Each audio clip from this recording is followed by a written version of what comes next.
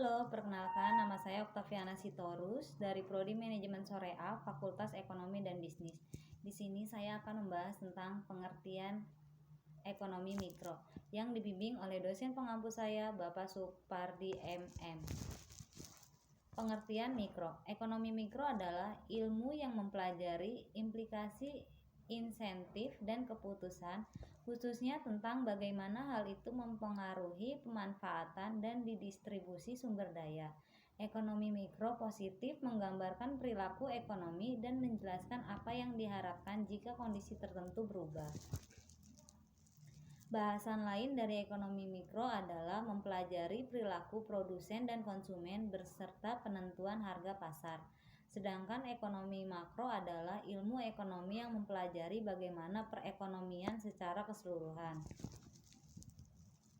Tujuan ekonomi mikro dapat melakukan analisis pada mekanisme yang menjadi pembentukan harga relatif pada produk. Dapat melakukan analisis kegagalan pasar, yakni saat pasar gagal dalam memproduksi hasil yang efisien dan menjelaskan berbagai situasi teoritis dan strategis yang dibutuhkan pasar dengan bentuk persaingan yang sempurna. Contoh ekonomi mikro: 1. Permintaan, 2. Penawaran, 3. Perilaku konsumen dan produsen, 4. Harga, 5. Biaya dalam, 6. Pasar. Ruang lingkup mikro. Ruang lingkup ekonomi mikro adalah konsumen dan produsen. Dalam dunia ekonomi, produsen dan konsumen ini adalah individu-individu pada rumah tangga, masyarakat, organisasi, atau perusahaan. Ada tiga hal pokok yang terdapat dalam pengertian ilmu ekonomi, yaitu kelangkaan, kemakmuran, dan kepuasan. Kebutuhan menurut intensitas. 1. Kebutuhan primer, kebutuhan pokok yang dibutuhkan oleh manusia. Kebutuhan manusia yang terus meningkat menyebabkan ilmu pengetahuan dan teknologi juga semakin meningkat. Kebutuhan pokok manusia adalah sadang, pangan, dan papan. Kedua, kebutuhan sekunder. Kebutuhan yang berkaitan dengan usaha menciptakan atau menambah kebahagiaan hidup. Kebutuhan sekunder berupa penunjang hidup. 3. Kebutuhan tersier. Orang-orang yang dapat memenuhi kebutuhan ini akan terangkat derajat atau martabatnya, lebih terpandang. Masalah ekonomi. 1. Masalah kelangkaan. Masalah kelangkaan yang bisa terjadi pada ekonomi mikro atau ekonomi makro berlaku sebagai akibat antara ketidakseimbangan antara kebutuhan masyarakat dan faktor-faktor produksi yang tersedia dalam masyarakat. 2. Kebutuhan masyarakat. Kebutuhan masyarakat adalah keinginan masyarakat yang mengonsumsi barang dan jasa. Sistem ekonomi. 1. Sistem ekonomi tradisional merupakan sistem ekonomi yang mengutamakan sumber daya alam dan tenaga. 2.